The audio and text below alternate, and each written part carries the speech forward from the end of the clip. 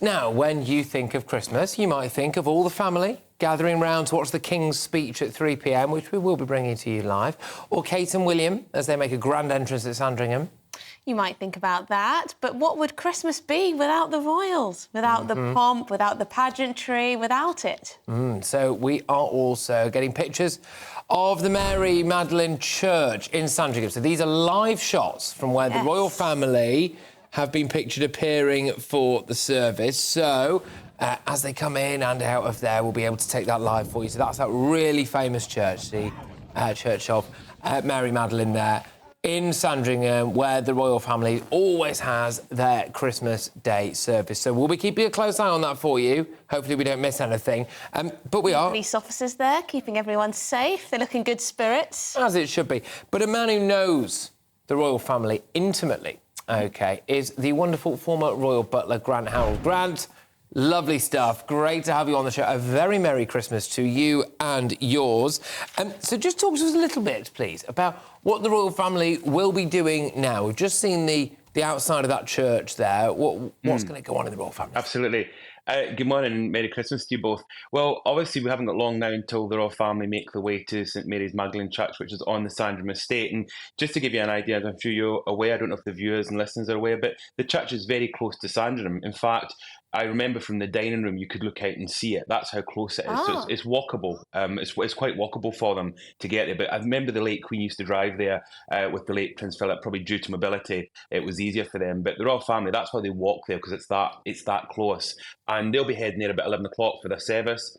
They'll have had breakfast, so they'll be all ready for the service. And then after the service, they return back to Sandringham.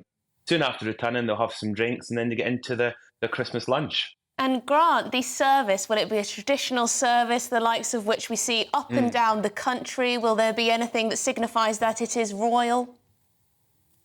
The only thing that signifies it's royal, Emily, is just the fact you've got the royal family there. It'll be a service like any other service. That helps. I think what's interesting is, I don't know if you know this, the late Queen used to go to a service before this service. It was kind of a private one. She used to go on her own.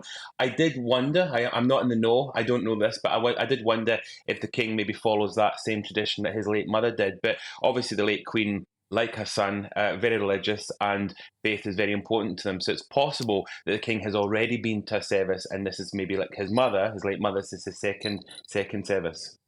So the late Queen would go for a private service, and then the rest of the congregation would come. Oh, wow. Absolutely. Much earlier in the morning. So you're talking about 8 o'clock or something in the morning, and then later we'd go back for the public one that we all get to see them at. But as I mentioned, for the late Queen and with the family, religion is very important to them. And I know the King, when I work for him, it's equally as important to him. I'm sure you're aware, on his own private estate, he's got a little chapel in the grounds.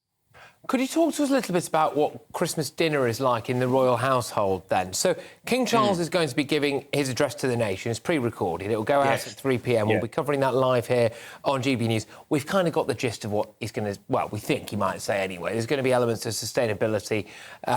He's going to mention the environment. He's got a real Christmas tree. So we kind of know that stuff. But, Grant, what I want to know from you is, I nearly said the goss then, but of course, former royal butlers don't goss. The goss? But the inside of what it's like at dinner, you were going to use the word scoop then instead, weren't you? The inside, anyway, so come on, so talk to me about the dinner setup, mate. I think Carson would be rolling in his grave, one of the great butlers. No, the dinner is interesting. They have a lunch, which is very traditional, like just similar to what we're all having. The only difference, of course, they've got staff there to kind of help. But the actual meal is similar to what we're all having, a turkey meal, turkey Christmas dinner, probably 3 courses. The bit that you might not be aware of is that in the afternoon, they have an afternoon tea, which is a very important part of the royal way of life. Again, we've been having afternoon teas for about 150 years, thanks to Duchess Anna Maria of Bedford. So they carry on this tradition, which they'll have between 4 and 6. Then they'll have their evening drinks, and then they'll have a buffet for dinner tonight. And the reason it's a buffet instead of, what I mean by that is, it means the staff can get the night off. So it will be there'll be a few members of team there to kind of lay everything up. And it's a wonderful spread, which obviously has got turkey. From what I understand, there's pork, there's salmon, lots of other things. So that's what they do. But it's also quite nice because, from my point of view, working for the family, it's quite nice on Christmas evening that you got the night off as well. Ha. Yes, I can imagine. Thank you very much for your time, Grant Harrold, former Royal Butler. Have a very Merry I'm just Christmas. gonna pity- Oh, Yes, little good. tiny I was dog. just going to mention, hopefully, the royal dogs, the Jack Russells, will also get a little Christmas treat today because I'm with my little guy Shimba here, so he'll be getting his Christmas meal later. What's his Christmas treat? It's food, really. Good food. There's lots and lots of food. Just think, that dog, little does that dog know, right, that it's currently sat on the knee of a man who's friends with royalty. That dog's got blissfully unaware of what a superstar he's cozying up to there. But look, Grant, thank you very much. Oh, go on, carry on. I did try to convince at one point the Princess of Wales to get a Dachshund because the late Queen used to have Dachshunds, and I did try to convince many years ago Catherine to have a Dachshund, but I think they decided against it. Maybe one day. You know what? I would love one of those. We can't at the moment. I would love one of a Dachshund. I actually like corgis. I like corgis, and they're kind of funny looking. They're still the royal dog, aren't they? Corgis. Absolutely, definitely, and Dorgies, which is a mix of Dachshunds and Corgis, which again the late Queen used to have. Half Dash and half Corky. Spot on. We found a happy medium there. Thank you very much. Corgi. That's how you do it. Well, Merry enjoy Christmas. the fire. Enjoy your Christmas day. I'm sure you're going to take the dog out at some point too. So have a lovely day, Grant Harrold, former Royal Butler. Take care, Grant. Thank you, mate. Well done. Lovely. I love that guy. Such a charming man. Very nice man. Very nice. He was in the man. right job, wasn't he?